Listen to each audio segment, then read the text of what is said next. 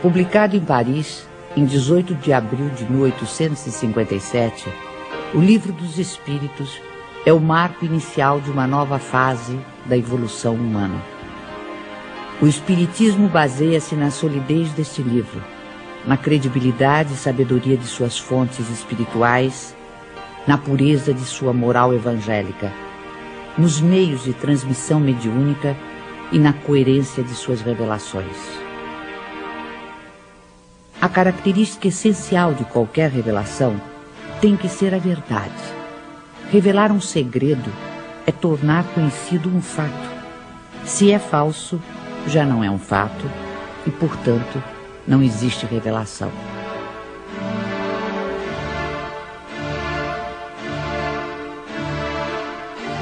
Todas as ciências que nos fazem conhecer os mistérios da natureza são revelações, e pode dizer-se que há para a humanidade uma revelação incessante. A astronomia revelou o mundo dos astros, que não conhecíamos. A geologia revelou a formação da Terra. A química revelou a lei das afinidades entre as substâncias. A fisiologia revelou as funções do organismo.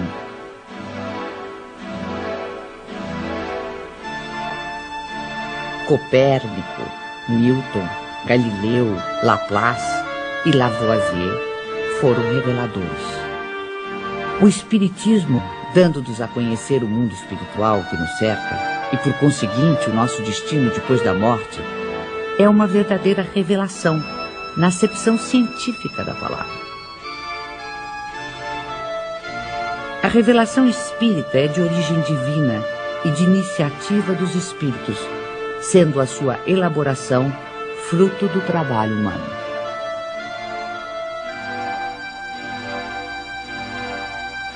Obedecendo a uma sequência histórica, a primeira revelação divina teve sua personificação em Moisés, a segunda no Cristo. A terceira não a tem em um só indivíduo. Aí está um caráter essencial de grande importância. A revelação espírita, ou terceira revelação, é coletiva no sentido de não ter sido dada como privilégio a pessoa alguma. Foi espalhada simultaneamente por sobre a Terra a milhões de seres humanos de todas as idades e condições.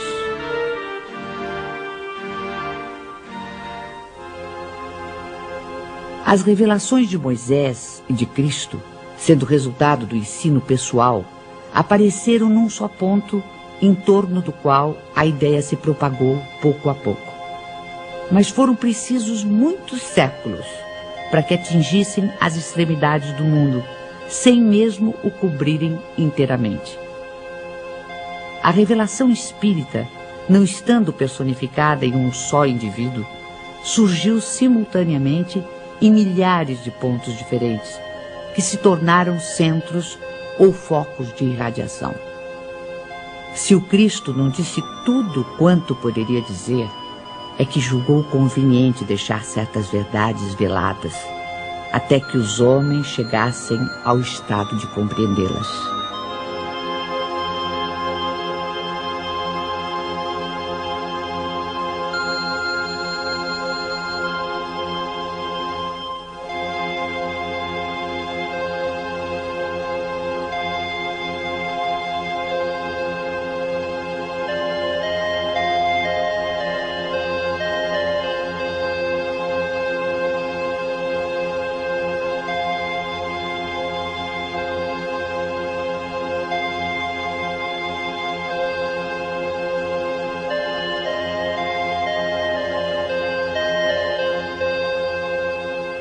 Mas quem toma a liberdade de interpretar as escrituras sagradas? Quem tem esse direito?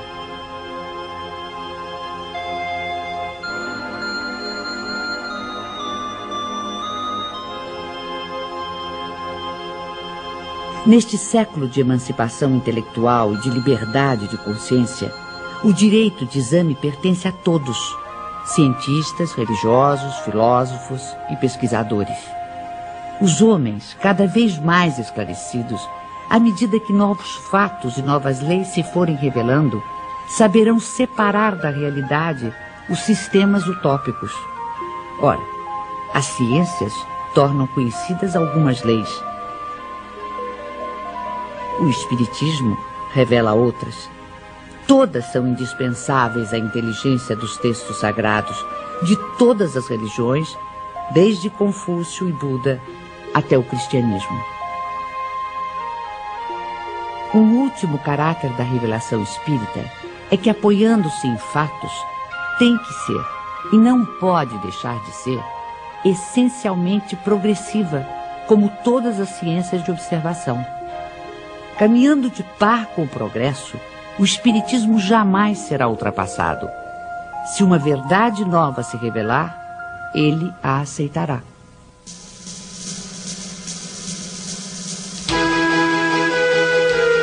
Hoje, mais de 100 anos depois da publicação de O Livro dos Espíritos, nenhum dos princípios fundamentais do Espiritismo foi abalado. Todos permanecem intactos. E isso num século em que o mundo sofreu radicais transformações em todos os campos do conhecimento.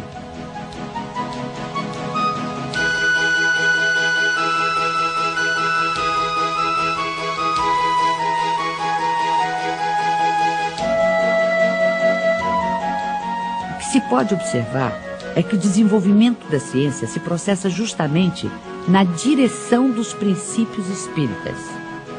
O exemplo mais recente está nos jornais.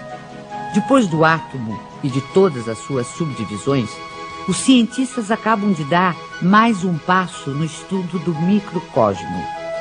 Agora, com o anúncio oficial da descoberta do top quark, a partícula mais fundamental da matéria. Esta conquista científica, que ajudará a entender planetas, estrelas, galáxias e a própria vida, vem confirmar ensinamentos que já nos haviam sido antecipados pelo capítulo 2º do Livro dos Espíritos, sobre os elementos gerais do universo e as propriedades da matéria.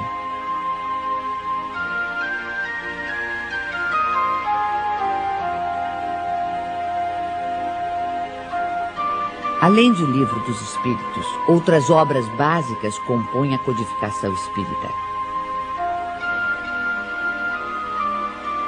O Livro dos Médiuns, o Evangelho segundo o Espiritismo, o Céu e o Inferno e a Gênese desenvolvem, aprofundam e consolidam os princípios do Espiritismo. Todos esses princípios, que resultam dos ensinamentos dos Espíritos, foram sistematizados e codificados por Allan Kardec. Hippolyte Léon Denisard Rival, que mais tarde viria a adotar o pseudônimo de Allan Kardec, nasceu na cidade de Lyon, na França, no dia 3 de outubro de 1804. Com a idade de 10 anos, seus pais o enviaram para estudar em Yverdon, na Suíça, onde se localizavam um dos institutos de ensino mais famosos e respeitados em toda a Europa. Fundado pelo educador suíço Johann Pestalozzi, o instituto era uma espécie de escola modelo, admirada pela aristocracia, altas personalidades políticas, científicas, literárias e filantrópicas. Depois de haver concluído seus estudos em Yverdon, Rival tornou-se conceituado mestre, não só em letras, como em ciências. Distinguindo-se também como notável pedagogo, publicou diversos livros didáticos e contribuiu com planos e métodos para a reforma do ensino francês. Esta longa experiência pedagógica habilitou o professor Rival para outra tarefa, a codificação do Espiritismo. Aos 65 anos incompletos, vitimado por um aneurisma, Allan Kardec faleceu em sua casa enquanto trabalhava. 31 de março de 1848. Em Hydesville, dos Estados Unidos da América, manifestações de forças inteligentes intervindo no plano físico assinalam o surgimento do espiritismo através da fenomenologia mediúnica. A seriedade desses acontecimentos teve imensa repercussão até mesmo na Europa.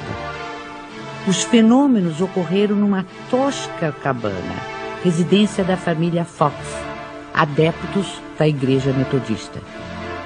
No primeiro diálogo registrado entre as irmãs Fox e o espírito de um mascate de nome Charles Rosbach, usaram-se letras do alfabeto para a formação de palavras, mediante convenção de que a cada letra corresponderia a determinado número de pancadas. Estava, portanto, descoberto o processo adotado para as comunicações entre os dois mundos. Pode-se dizer que o fenômeno das mesas girantes, que se seguiu aos acontecimentos de Hydesville, preparou o advento do espiritismo, despertando o interesse dos homens de ciência, dentre eles o professor Ribard ou Allan Kardec.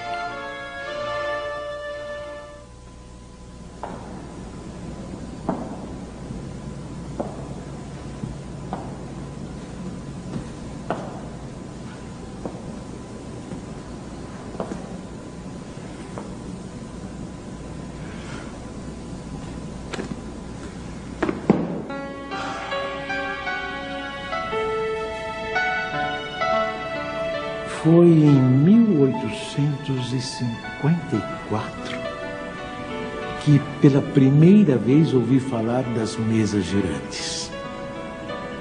Encontrei um dia o magnetizador, o Sr. Fortier, que conhecia desde muito tempo. Disse-me ele que já não eram somente as pessoas que podiam se magnetizar, mas também as mesas, conseguindo-se que elas caminhassem e girassem à vontade. O fato não me pareceu radicalmente impossível. O fluido magnético, que é uma espécie de eletricidade, pode perfeitamente atuar sobre corpos inertes e fazer que eles se movam.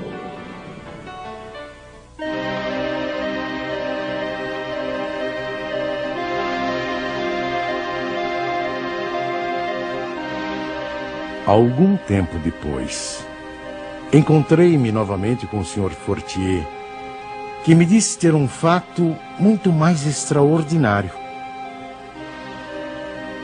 A mesa não só se movia, como também falava. Interrogada, ela respondia através de sinais.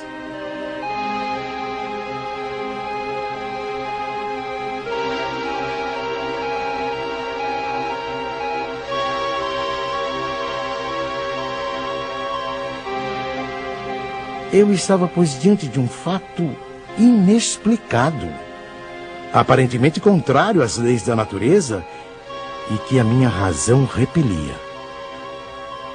Sabia apenas que as experiências eram realizadas em presença de pessoas honradas e dignas de fé.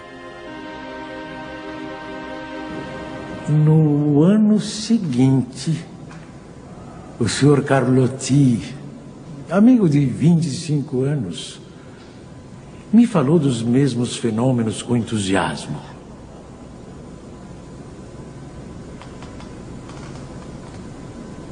Foi ele o primeiro a me mencionar a intervenção dos espíritos.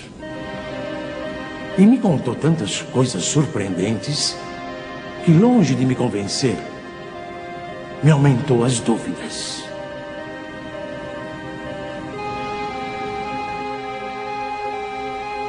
Tempos depois, fui convidado a assistir às experiências que se realizavam em casa da senhora Pleine-Maison. Aceitei imediatamente.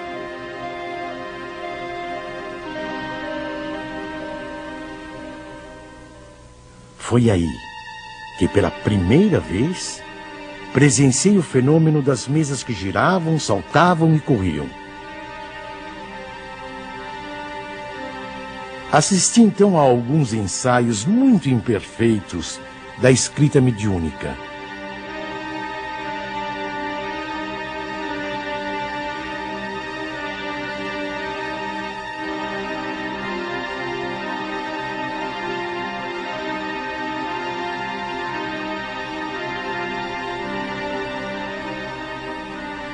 sem dúvida, havia ali um fato que necessariamente decorria de uma causa.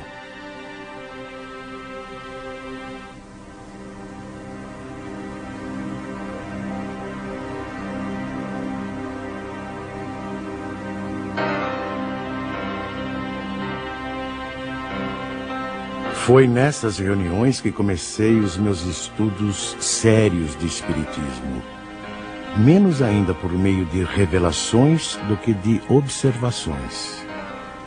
Apliquei a essa nova ciência, como o fizera até então, o método experimental. Nunca elaborei teorias preconcebidas. Observava cuidadosamente, comparava, deduzia consequências. Dos efeitos, procurava remontar as causas por dedução e pelo encadeamento lógico dos fatos.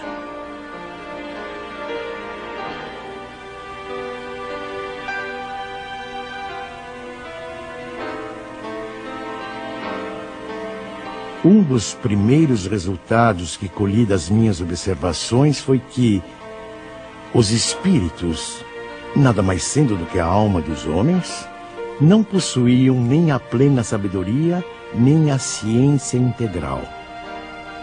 O saber de que dispunham se limitava ao grau que haviam alcançado de adiantamento. A opinião deles só tinha o valor de uma opinião pessoal. Esta constatação me preservou de acreditar na infalibilidade dos espíritos e me impediu de formular teorias prematuras, tendo por base o que fora dito por alguns deles.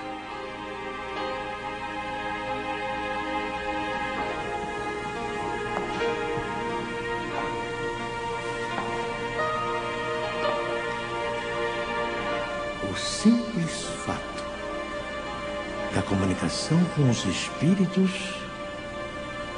dissessem eles o que dissessem, provaria a existência do mundo invisível ambiente.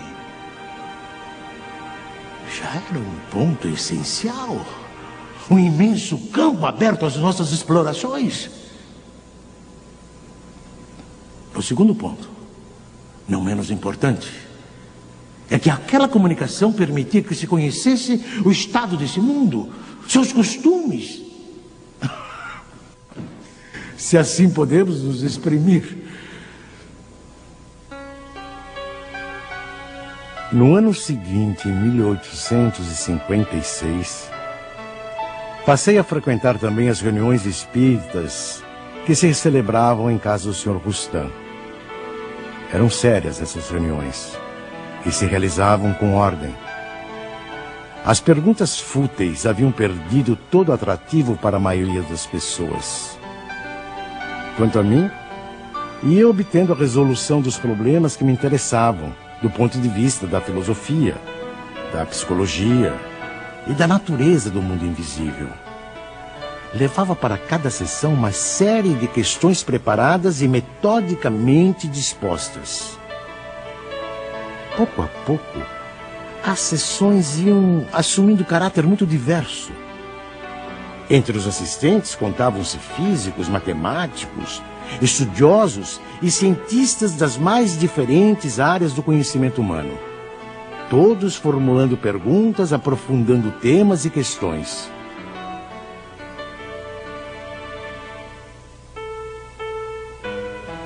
Mais tarde, quando vi que aquilo constituía um todo e ganhava as proporções de uma doutrina, tive a ideia de publicar os ensinos recebidos.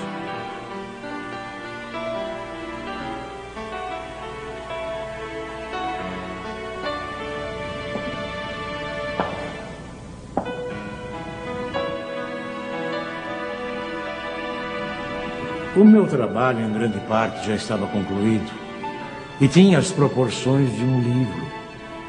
Mas eu fazia questão de submetê-lo ao exame de outros espíritos, com auxílio de diferentes médiuns. Mais de 10 médiuns participaram do trabalho. Da comparação e da fusão de todas as respostas coordenadas, classificadas e muitas vezes retocadas no silêncio da meditação, foi que eu organizei a primeira edição de O Livro dos Espíritos.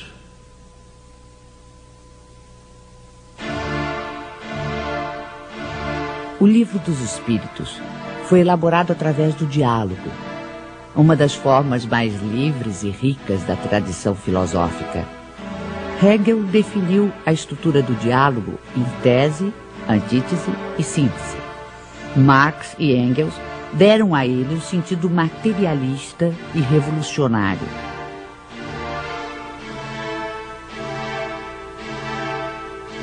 Em vez de enfatizar as contradições, os conflitos e as lutas dos opostos, a dialética espírita prefere a compreensão, a união dos contrários, o entendimento que conduz ao progresso. Pela primeira vez surge uma comunicação como esta.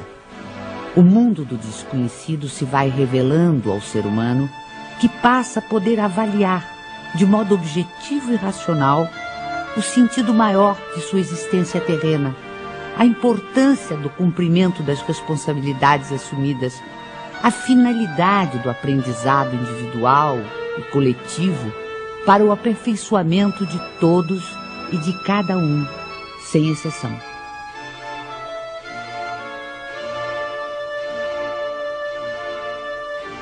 A fé inabalável é a que pode encarar frente a frente a razão, em todas as épocas da humanidade. É aí que reside a principal força do Espiritismo. Força que não fica apenas circunscrita ao plano filosófico, mas que também se estende aos planos científico e religioso. Científico, porque o Espiritismo é uma ciência que demonstra experimentalmente a existência da alma e sua imortalidade. O diálogo ou intercâmbio mediúnico entre o mundo espiritual e o mundo corporal vem abrir uma nova era nos estudos espirituais.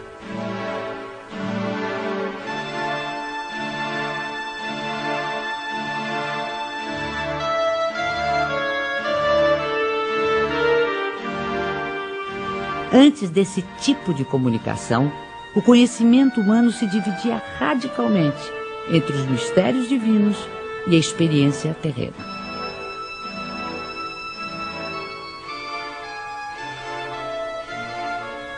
A dialética espírita modifica essa ordem de coisas, mostrando a possibilidade de tratarmos os temas espirituais através da mesma razão que aplicamos às questões materiais.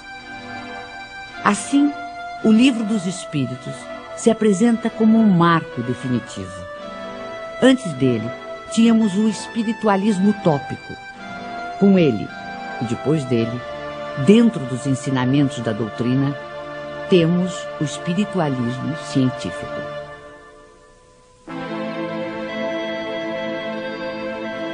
Não existe o sobrenatural senão para o desconhecimento humano das leis naturais. No plano religioso, o Espiritismo nos leva a compreender o significado e verdadeira extensão da palavra fé.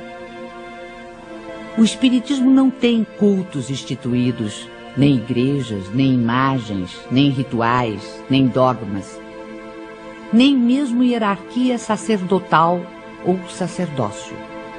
Através dos ensinamentos espíritas, pode-se fazer uma diferença entre religião propriamente dita e religiões no sentido de seitas humanas.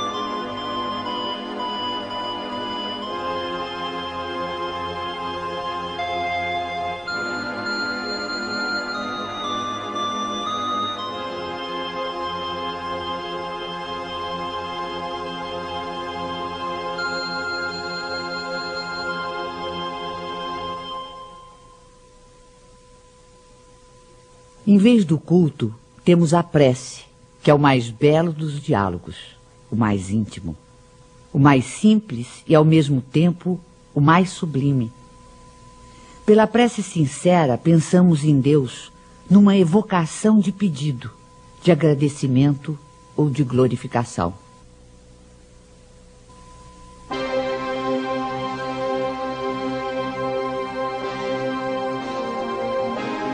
A história da ideia de Deus mostra-nos que ela sempre foi relativa ao grau de intelectualidade dos povos e de seus legisladores.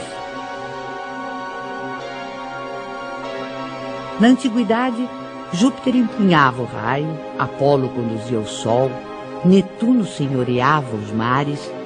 Mas se de um lado a ignorância havia humanizado Deus, a ciência lhe confere dimensão mais inteligente e, portanto, mais próxima dos atributos da divindade.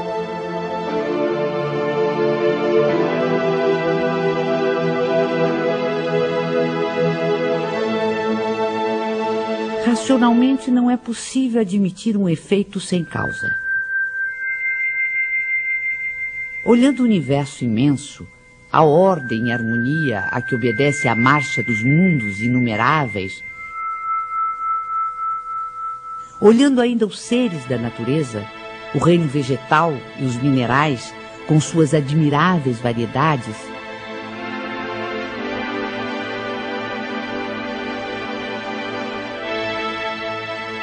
sondando também o mundo microscópico, com incontáveis formas unicelulares,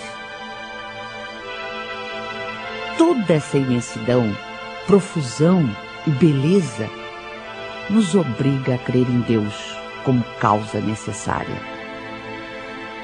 O feto não pode conhecer a dimensão de quem lhe dará a luz, da mesma forma que o homem é incapaz de perceber Deus em sua divina essência.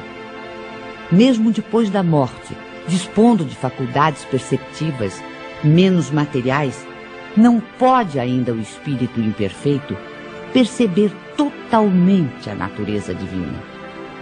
Como recém-nascido, precisará crescer e evoluir para, aos poucos, adquirir entendimento.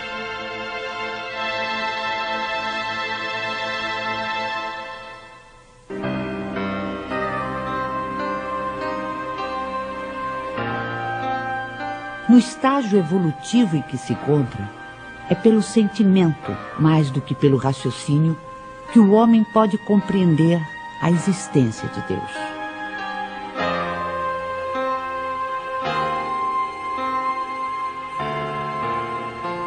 Allan Kardec colocou logo no início do Livro dos Espíritos um capítulo que trata exclusivamente de Deus. Com isso pretendeu significar que o Espiritismo tem na existência de Deus o seu princípio maior. Os seres que se manifestam designam-se a si mesmos pelo nome de espíritos e dizem, alguns pelo menos, que viveram como homens na terra.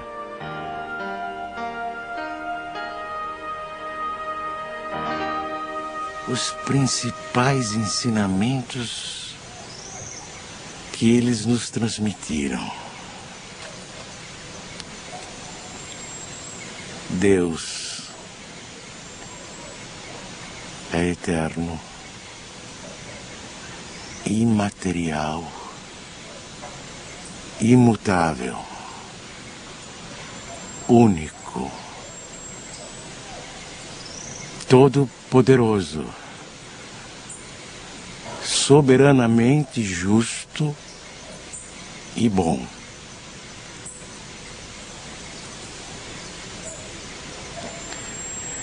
Este é o melhor conceito que a nossa limitada inteligência pode fazer daquele que criou o universo. O universo compreende todos os seres animados e inanimados, materiais e imateriais. Os seres materiais constituem o mundo visível ou corporal, e os seres imateriais, o mundo invisível ou espírita.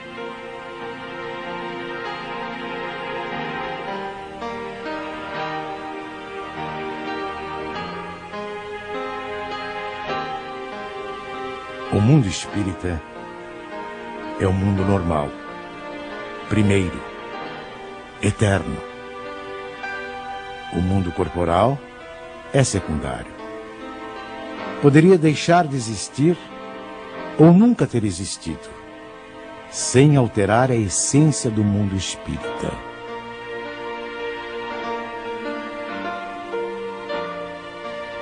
Os espíritos revestem temporariamente um invólucro material, perecível, e sua destruição pela morte os devolve à liberdade. Entre as diferentes espécies de seres corporais, Deus escolheu a espécie humana para a encarnação dos espíritos que chegaram a um certo grau de desenvolvimento.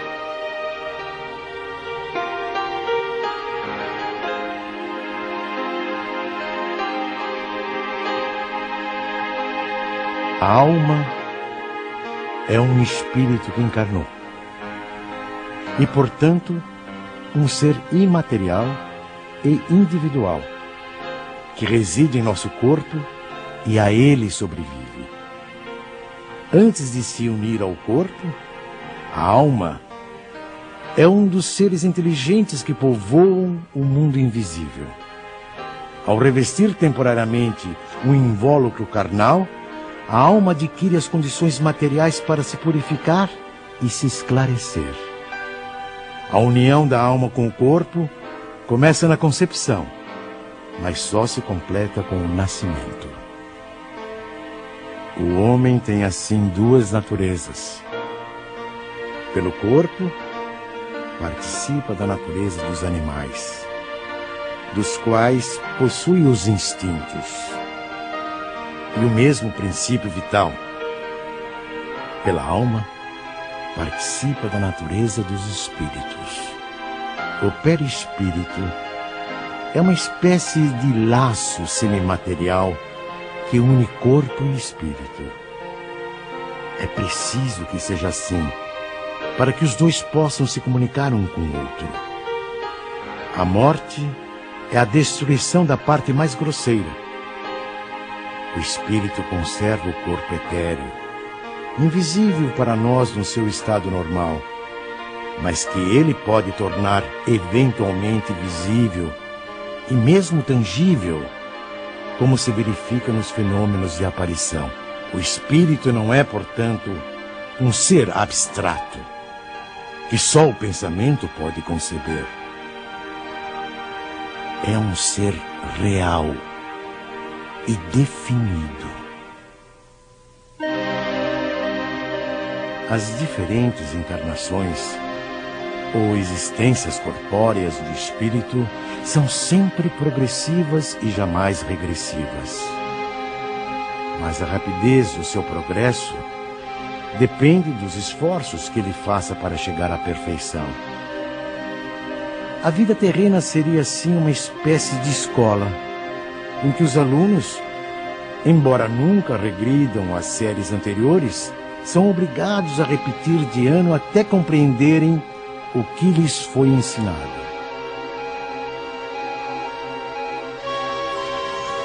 Sem as sucessivas provas das vidas corporais, não haveria justiça. Por isso, todos contamos muitas existências. O principal objetivo da reencarnação reside no melhoramento progressivo da humanidade. A influência dos espíritos sobre os nossos pensamentos e atos é indiscutível. Pensar é vibrar, é entrar em relação com o universo espiritual que nos envolve. Conforme as emissões mentais de cada ser, os espíritos poderão colaborar com ele em seus esforços de progresso ou conduzi-lo à sua ruína. Nada mais natural que se consiga harmonia e felicidade quando a emissão mental for equilibrada e positiva. ou infortúnios e aflições se o pensamento for desequilibrado e doentio. A força e o trabalho da mente estão na base de todas as transformações pessoais e coletivas da humanidade. Porque nós, indivíduos e povos, realmente evoluímos em profunda comunhão telepática com todos aqueles espíritos encarnados ou desencarnados que se afinam conosco. A sobrevivência da alma e a possibilidade dos espíritos se comunicarem está amplamente demonstrada pelos fatos espíritas, investigados com todo o rigor científico por numerosos e eminentes sábios e investigadores do século passado e deste século. A proibição mosaica de evocar os mortos já não se justifica em nossos dias. O intercâmbio espiritual ou mediúnico, praticado pelo espiritismo, se faz pelo predomínio da razão e da ciência e tem como principal finalidade a elevação espiritual e o aperfeiçoamento dos espíritos encarnados e desencarnados com base nos sentimentos de solidariedade e de fraternidade. Assim, a prática mediúnica, bem orientada, é um fator de progresso humano pelos benefícios que produz, tanto no mundo invisível quanto no mundo material. Repelir as comunicações dos espíritos é repudiar o meio mais poderoso de instruir-se pela iniciação nos conhecimentos da vida futura. Todo aquele que sente, num grau qualquer, a influência dos espíritos é, por esse fato, médium. Essa faculdade é inerente ao ser humano, não constitui, portanto, um privilégio exclusivo. Atraímos os espíritos que se afinam conosco, tanto quanto somos por eles atraídos. Quando desenvolvido, o dom mediúnico que gratuitamente recebemos de Deus deve ser utilizado gratuitamente. O médium de elevados princípios morais, que encontra na vivência evangélica a sua conduta de vida, cumpre o exercício da mediunidade com trabalho e paciência, e a ele se dedica exclusivamente por amor. Geralmente, os médiuns têm uma aptidão especial para diferentes fenômenos. Os tipos de mediunidade são tão variados quantas são as espécies de manifestações. A escrita manual é o mais simples e o mais completo meio de comunicação. É por este meio que os espíritos revelam melhor sua natureza e o grau do seu aperfeiçoamento ou de sua inferioridade. Os espíritos evoluídos nos ensinam que o ser humano que se liberta da matéria, por não priorizar as futilidades mundanas e por cultivar o amor ao próximo, aproxima-se da natureza espiritual. A moral dos espíritos superiores se resume como a do Cristo nesta máxima evangélica: fazer aos outros o que queríamos que os outros nos fizessem. Isto é, fazer o bem e não o mal. Neste princípio encontramos uma regra universal de proceder, mesmo para as nossas menores ações. Cada um de nós deve tornar-se útil, segundo as faculdades e os meios que Deus nos colocou nas mãos para nos provar. Eles nos ensinam também que não há faltas ou erros irreparáveis. O ser humano encontra o meio necessário nas diferentes existências para avançar segundo o seu desejo e os seus esforços em direção à perfeição, que é o seu objetivo final.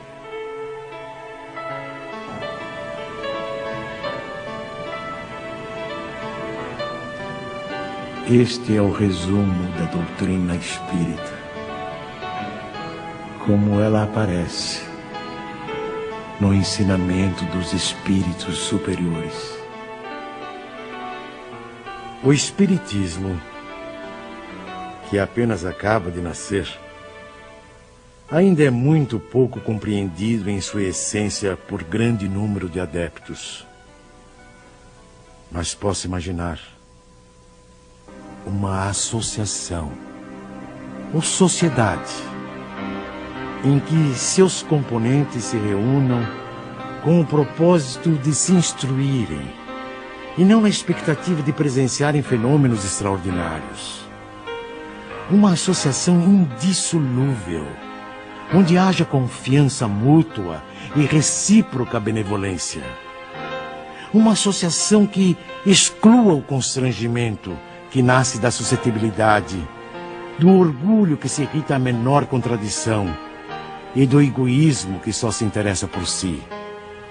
Esses grupos, correspondendo-se entre si, visitando-se, permutando observações, podem, desde já, formar o núcleo básico que um dia reunirá todas as opiniões, unindo os homens no mesmo sentimento de amor e de fraternidade cristã.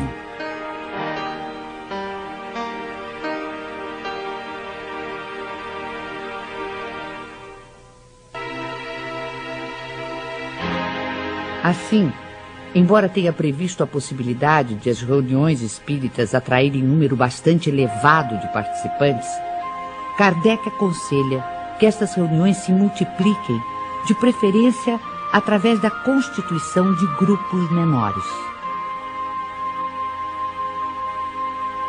Espalhados por todo o mundo, os centros espíritas constituem-se em abençoadas escolas. São centros de estudo, de fraternidade, de oração e de trabalho. Pelo volume de obras que realizam, tornaram-se também verdadeiras instituições sociais e assistenciais, que têm sempre presente o espírito do núcleo básico de que nos fala Kardec. Núcleo de amor, onde o aperfeiçoamento individual é prioritário, porque leva naturalmente ao aperfeiçoamento do grupo social e da humanidade. Nosso sistema planetário não ocupa senão um ponto ínfimo do universo, situado quase no final da Via Láctea, uma galáxia onde existem aproximadamente 40 bilhões de estrelas, algumas tão grandes que uma só toma espaço igual ao ocupado pelo nosso Sol e quase todos os planetas em sua órbita. Uma das galáxias mais próximas, a nebulosa de Andrômeda, dista do nosso sistema solar cerca de 680 mil anos-luz. Ora, se o universo tem tais dimensões e se o número de planetas existentes conta-se pela ordem de trilhões ou mais, seria ingenuidade supor que apenas a Terra seja habitada por seres racionais. Segundo o Espiritismo, nos mundos que gravitam no espaço infinito, outras humanidades, em vários graus de adiantamento, encontram habitação adequada ao seu avanço.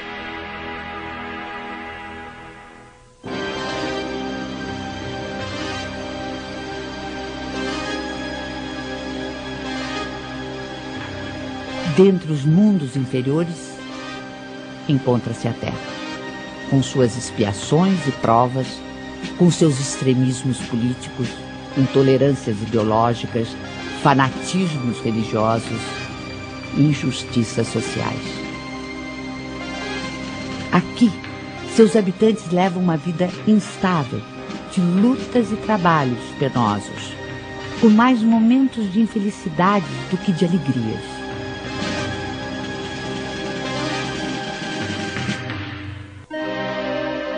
A época atual é de transição, época em que convivem os espíritos de vários níveis de adiantamento. Assistimos à partida de uns e a chegada de outros. A evolução é contínua. Em cada criança que nascer, em vez de um espírito atrasado e inclinado ao mal, que antes nela encarnaria, virá um espírito mais adiantado e propenso ao bem.